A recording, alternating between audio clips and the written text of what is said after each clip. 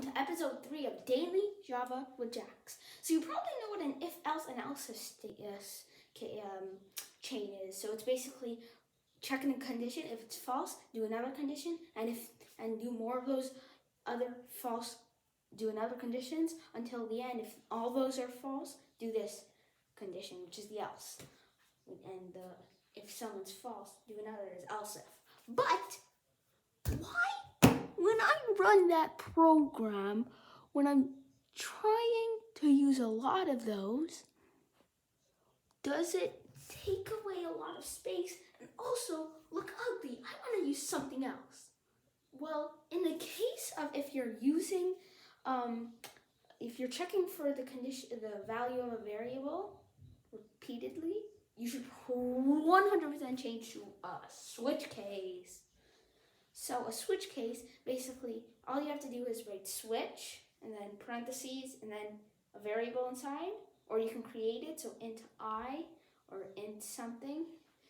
And when inside the parentheses, you would say case space and then the value of the variable that you want to check for. So it would basically be if variable name is equal to and then another thing, but instead we're using it as switch. So instead of saying if this parentheses variable name equal a value, you could just say case and then the value after a space, and then you put a colon after the value, put a new line, and then you write the code you want to happen if it's true.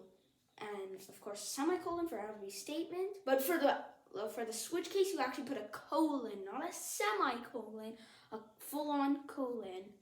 So, but after you do that, and you make more cases, so you can make another case like 5 to check if that variable is equal to 5, colon, enter, and then do something else.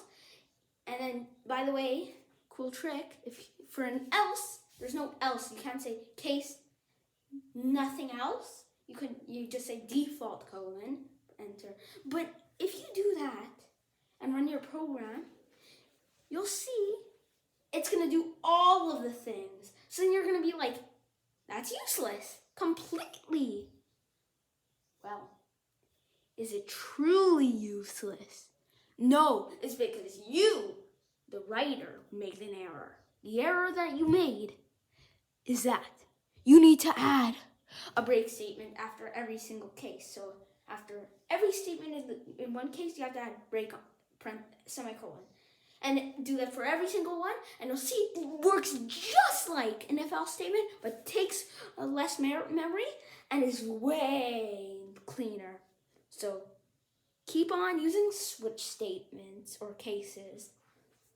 And that's the end of this episode of Daily Java with Jax.